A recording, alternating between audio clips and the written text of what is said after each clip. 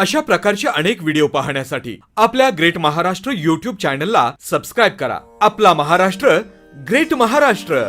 नमस्कार शेतकरी बंधू भगिनींनो, तुम्ही पाहत आहात ग्रेट महाराष्ट्र चॅनल। तुम्ही चॅनलवर नवीन असाल तर लगेच सबस्क्राईब करा आणि घंटीच्या चिन्हाचे बटन दाबा, म्हणजे आमचे नवे व्हिडिओ तुमच्यापर्यंत लगेच पोहोचतील। मित्रांनो, कोरोनाच्या काळात भल्या भल्यांची परिस्थिती बदलून गेली, अनेकांची स्वप्ने धुळीला मिळाली आणि आयुष्यात एक वेगळेच वळण आले। अशाच अनोख्या परिस्थितीला सामोरे जाऊन त्यातून खंबीरपणे वाट काढू पाहणारे शेतकरी म्हणजे अभिजित नंदकुमार चौधरी, मुक्काम पोस्ट कानगाव, तालुका दौंड, जिल्हा पुणे येथे त्यांचा चौधरी डेअरी फार्म आहे। व्हिडिओ सुरुवात करण्याआधी सगळ्यात महत्त्वाची माहिती म्हणजे खास तुमच्यासाठी घेऊन आलो आहोत बकरी व मेंढीच्या ऑनलाईन खरेदी विक्रीसाठी onlinebakra.in ही मोफत वेबसाईट। या वेबसाईटवर जनावरे खरेदी करण्यासाठी उपलब्ध असलेल्या ऍडव्हर्टाइजमेंट स्क्रोल करा आणि थेट सेलरशी संपर्क साधा। तसेच स्वतःची जनावरे विकण्यासाठी आपले नाव आणि नंबर वेबसाईटवर रजिस्टर करा। वेबसाईट अगदी मोफत आहे, शिवाय ग्राहकांना अडचण असल्यास हेल्पलाईन नंबरची सुविधा देखील आहे। तेव्हा किंचितही वेळ न दवडता वेबसाईटला भेट द्या आणि घर बसल्या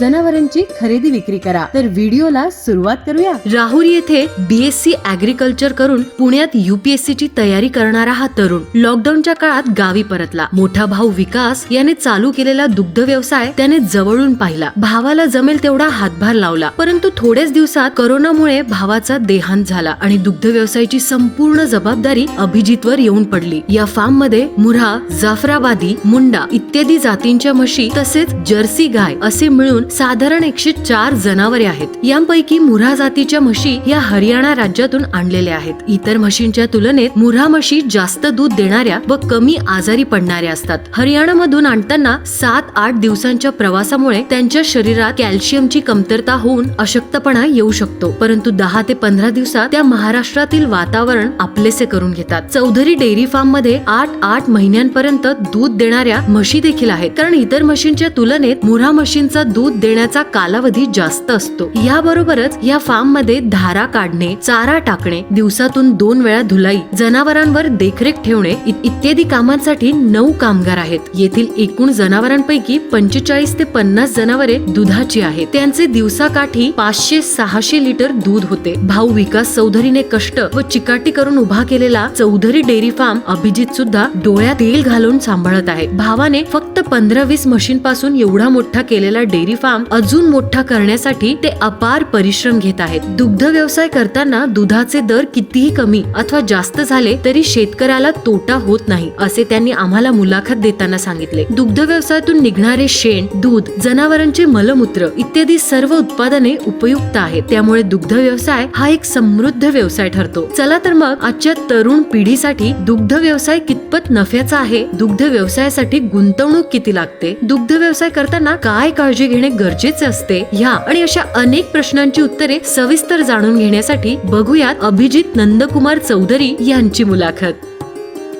शेतकरी बंधूंनो नमस्कार, तुम्ही पाहत आहात ग्रेट महाराष्ट्र चॅनल। आज आपण चौधरी डेअरी फार्मवर आहे। इथं 100 म्हशी आहेत। ते कसे दुग्ध व्यवसाय सांभाळतात म्हशी वगैरे ते आपण त्याची माहिती घेऊया। नमस्कार सर, तुमचं सर्वप्रथम स्वागत आपल्या चॅनलवर। तुमचं पत्ता एकदा नाव सगळं सांगा व्यवस्थित। अभिजित नंदकुमार चौधरी, मुक्काम पोस्ट कानगाव, तालुका दौंड, जिल्हा पुणे। आता किती म्हशी आहेत आपल्याकडे सगळ्या? सध्या आता आपल्याकडे 104 म्हशी आहेत टोटल। त्याच्यामध्ये एक गाय पण आहे आपले, जर्सी गाय, आणि बाकीचे बच्चे आहेत छोटे छोटे। आता हा व्यवसाय कधीपासून स्टार्ट केला तुम्ही? हा आम्ही त्या शेडचं काम केलं होतं प्रथमतः। त्या शेडचं 2016 मध्ये केलं होतं। आमच्या मोठे बंधू होते, ते ॲक्च्युली आता नाही आहेत, त्यांचं कोरोनाने निधन झालं। त्यांनी सुरुवात केली होती, ते शेड बांधलं होतं 2016 साली। पहिल्यांदा अगोदर पारड्यांचा व्यवसाय केला होता आम्ही, म्हणजे आपले छोटे बच्चे आणायचे, त्यांना वाढवायचे आणि लागायला झालं की मतलब लावून विकायचे, असं पारड्यांचा व्यवसाय केला होता। पण त्याच्यामध्ये आपलं डेली म्हणजे इन्कम नव्हता। डेली इन्कम होता तो कधी वर्षाच्या शेवटी होता, एका टप्प्यात इन्कम होता असं। पण डेली त्यांना खायला वगैरे घालायला मग ते दररोजचं फ्लो पैशाचं नव्हतं होतं ॲडजस्ट। मग हे कसं दूध धंद्यातून डेली आपलं पैसे आहेत, डेली रुटीन चालू राहतं, त्याच्यामुळे काही प्रॉब्लेम येत नाही, खर्च करायला पण काही वाटत नाही. आणि दूध धंद्यातून मग चांगलं मार्जिन आता व्यवस्थित सेट झालेलं आहे सर्व. आता अजून पण 3रं शेडचं काम काढणार आहे पलीकडे, ते पण वाढवणार आहे. कोणत्या जातीच्या म्हशी आहेत आता तुमच्या? आपल्याकडे जास्त करून मुरा जातीच्या म्हशी आहेत, आपण हरियाणावरून मागवतो मुरा. नंतर त्याच्यानंतर आपल्याकडे जाफरबादी पण आहेत आणि मुंडा पण आहेत जास्त. आता मुराच तुम्ही ह्या जातीसाठी जास्त का निवडली व्यवसाय? मुराचा लॅक्टेशन पिरियड आहे हा बाकीच्यांपेक्षा जास्त आहे, म्हणजे जवळजवळ 7-8. आता आमच्याकडे अशा पण म्हशी आहेत मुरामध्ये 8-8 महिन्यांपर्यंत दूध देतात. आम्ही त्यांना म्हणजे सोडून द्यावं लागतं त्यांना, त्यांचा लॅक्टेशन पिरियड सर्व म्हशींपेक्षा जास्त आहे.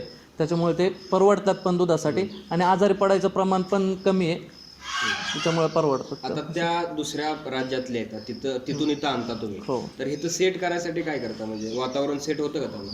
हा थोडे दिवस लागतात, 15-20 दिवस लागतात मॅच व्हायला, दुधावर यायला 15-20 दिवस जातात. त्याच्यामुळे मग त्याच्यामध्ये आपलं नॅचरल पद्धतीने, आता प्रवासादरम्यान त्यांचं कॅल्शियम वगैरे कमी झालेलं असतं, मग आपण त्यांना गुळ द्या किंवा मग नंतर 10-12 दिवसांनी कॅल्शियमच्या बॉटल भरले की त्या व्यवस्थित मग होऊन जातात मॅच, काय प्रॉब्लेम येत नाही. आता किती कामगारावर हा गोठा चालतो तुमचा? आता सध्या 9 कामगार आहेत तिथे. शेड्यूल काय असतं त्याचं कामाचं? शेड्यूल सकाळी उठायचं 5:30 वाजता, शेण वगैरे टाकायचं, गोबर टाकून द्यायचं, नंतर धार वगैरे काढायचे सर्व आपल्या त्याच्या अगोदर चारा वगैरे टाकायचा, कुट्टी वगैरे जे आपले आंबवण आहे ते पण टाकायचं, नंतर दूध वगैरे काढायचं. मिल्किंग झाल्यानंतर मग वॉशिंग असते, धुणं असतं, 2 टाईम धुणं असतं, सकाळ संध्याकाळ दोन्ही टाईम आपल्या इथं कंटिन्यूस म्हणजे डेली धुणं असतं सकाळ संध्याकाळ. आता तुम्ही ह्या व्यवसायाकडे कधीपासून वळाला? मी आता ॲक्च्युली मी एवढं काही पाहत नव्हतं इथलं, म्हणजे आमचे बंधू होते तेच पाहत होते सर्व, पण आता बंधूंची डेथ झाल्यामुळे आणि त्याच्यामध्ये लॉकडाऊनमध्ये, मागच्या लॉकडाऊनमध्ये मी त्याच्यासोबत इथंच असल्यामुळे मला पण थोडाफार अनुभव आला होता बराचसा, म्हणजे मेडिसिन्स असतील किंवा चाऱ्याची व्यवस्था असेल तर मी पाहायचो. मग त्याच्यामुळे काय होतं, मग आता आमचे चुलते पण म्हटले की तू इथंच बघ, म्हणजे त्याच्यामुळे आता त्याचं निधन झाल्यापासून मग इथंच पाहतो मॅनेजमेंट सर्व. खुराकामध्ये आणि वैरणीमध्ये काय असतं जनावरांच्या चाऱ्यामध्ये? चाऱ्यामध्ये आता सध्या तरी अवेलेबल आपल्याकडे घरचा काही मी म्हणजे चारा केलेला नाही, सर्व विकतच घेतोय. मग अवेलेबल सध्या वाढच आहे, आपल्या टोळ्या पण आहेत ऊसतोडीच्या, मग त्याच्यामुळे वाढ आहेत हिरव्या चाऱ्यामध्ये. आणि सुक्या चाऱ्यामध्ये आपलं गव्हाचं काढ असतं ना, ते ठेवलेलं आहे आपण, स्टोअर करून ठेवलेलं आहे, 30-40 टन स्टोअर करून ठेवलेलं आहे, ते आपलं डेली टाकून देतो. खुराकामध्ये काय असतं? खुराकामध्ये सरकी वापरतो आपण, त्याच्यानंतर गहू बरडा वापरतो, चुन्नी वापरतो आणि गोळी वापरतो आणि राईचं इंजिनचं तेल वापरतो आणि मिनरल मिक्सचरमध्ये वेटोमिनची पावडर वापरतो, वेटोकिनॉल कंपनीची. साधारणपणे एक म्हैस किती हे देते, उत्पन्न देते? उत्पन्न देते आता प्रत्येकाच्या बॉडीवर डिपेंड आहे, उत्पन्न कशी देते काय देते, म्हणजे मिल्किंग कॅपॅसिटी कशी आहे मशीनची त्याच्यावर डिपेंड. आता आपल्या गोट्यात आहे जवळजवळ सगळ्या 10-12 लिटरच्या पुढच्या, 10 लिटरच्या पुढच्याच म्हशी आहेत. मग त्याच्यामुळे उत्पन्न आता एवढं काढायचं म्हटलं, सगळा घसारा वगैरे पकडून काढायचं म्हटलं तर पहिल्या वेतामध्ये जवळजवळ 80% म्हैस नील होऊन जाते, सर्व घसारा वगैरे काढायचं म्हटलं तरी. सुरुवातीला तुम्ही म्हशी कुठून आणल्या आणि हिथूच घेतल्या का पैदास केल्या का? नाही, आम्ही पहिल्यापासून हरियाणामधून आणतो.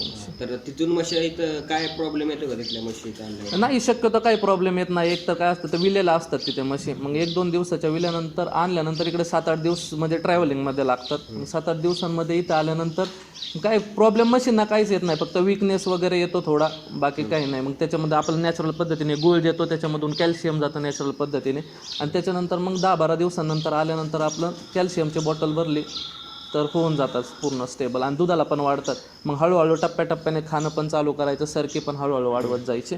फक्त प्रॉब्लेम येतो तो बच्चांना येतो, कारण त्यांची रोगप्रतिकारक शक्ती एवढी हे नसते. ते प्रवासादरम्यान कधीतरी प्रवासादरम्यान दगावतात, काही तर काही इथं आल्यानंतर पण दगावतात, काही राहतात. मग सध्या किती सगळं दूध किती निघते? सध्या आपलं 500 लिटर दूध आहे संकलन होते. हो. आता किती दुधाच्या किती आहेत आणि भाकड किती आहेत? आता दुधाच्या कमीच्या जवळजवळ 45 ते 50 दुधाच्या असतील, बाकीच्या बाकड्या जास्त आहेत. बरं. आता ह्यातून जे शेण निघतं त्याचं काय करता तुम्ही? शेण निघतं, आता आपली शेती पण घरची भरपूर आहे, त्याच्यामुळे आपण घरीच शेणखत वापरतो. खाली आपण याचे पण मुतारीची पण सिस्टीम केलेली आहे, त्याला एक मतलब मडपंप टाकलेला आहे, तो आपल्या पाईपलाईनला कनेक्ट आहे, तो शेतात जातो. मग त्याच्यामुळे काय होतं, ह्या शेणापेक्षा त्या मुतारीमध्ये जास्त पॉवर आहे, ते डायरेक्ट ऑब्सॉर्ब करतात रूट्स, मग त्याच्यामुळे त्यांची ग्रोथ जास्त होते पिकांची. तर ह्याच्यापेक्षा मग हे काय करतो, शेण जास्तीत जास्त आपल्या रानात टाकून झालं की मग विकतो आपण बाहेर शेतकऱ्यांना.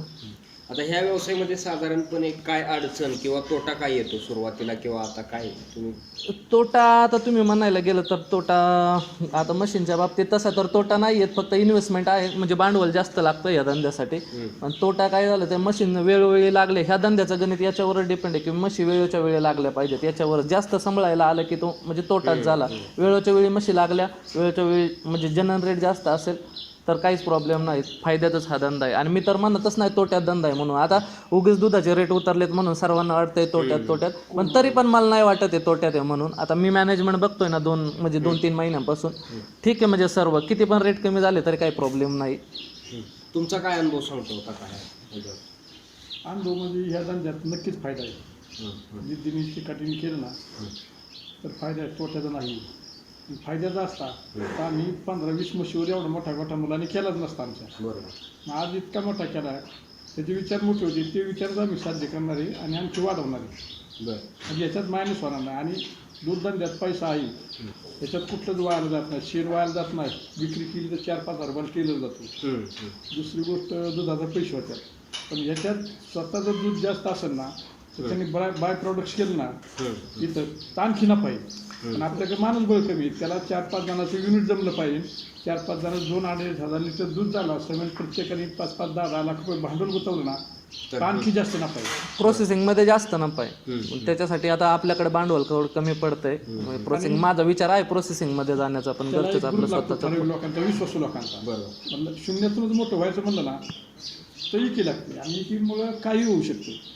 आज माझा दूरदार एक वर्गमित्र प्रकाश कुटू, काही नव्हतं त्याच्या ऊर्जेवाला माझं. बरं.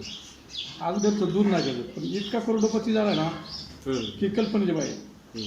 आपल्याकडे कच्चा माल आहे. बरं. आता ब्रीडिंगसाठी तुम्ही काय करताय?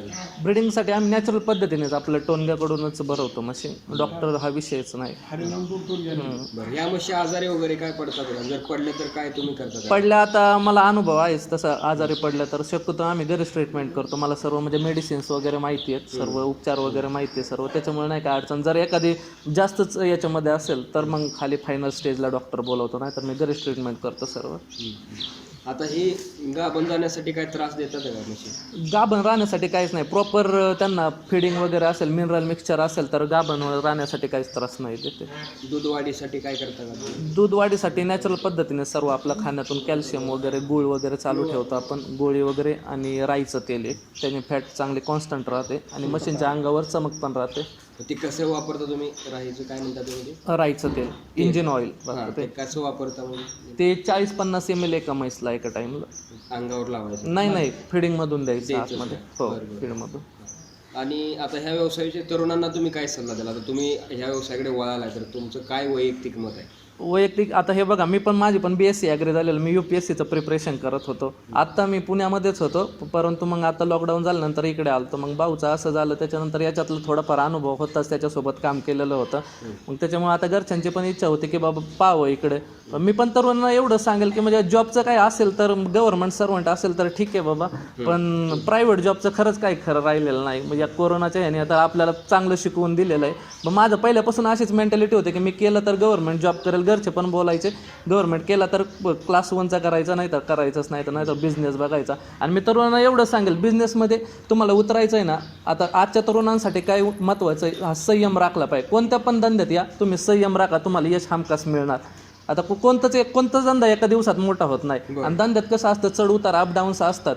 6 महिने बाबा चांगलं जातील, 6 महिने वाईट जातील, पुढच्या वर्षी कदाचित 8 महिने चांगलं जातील, 4 महिने हे जाते. पण कोणता पण धंदा घ्या तुम्ही, त्याच्यात चढ उतार असतील. आणि तरुणांनी हे पण आहे ना, चढ उतार पचवायची ना ताकद स्वतःमध्ये ठेवली असं ठेवायला पाहिजे. आता माझे बंधू होते, त्यांनी शून्यातून हा धंदा चालू केला होता. आज पण मी तुम्हाला ते नोटबुक दाखवतो, त्याचे 6 महिने तोट्यात जायचे, पण त्याचा आहे ना संयम इतका जबरदस्त होता की बस मला करायचं आहे ना, त्यांनी ठरवलंच होतं. लोक त्याला गावातले एवढे म्हणायचे की तू एवढं मोठं केलंय, तुझं काही सक्सेस होणार नाही, काहीच होणार नाही. पण तो म्हणायचा मला लोकांसाठी नाही, मला स्वतःला सक्सेस व्हायचं आहे. त्याने एवढ्या संयमाने धंदा केला, आज सगळा फायदा धंदा आहे. मग त्याच्यामुळे आम्हाला काही म्हणजे एवढं काही बघावं लागत नव्हतं.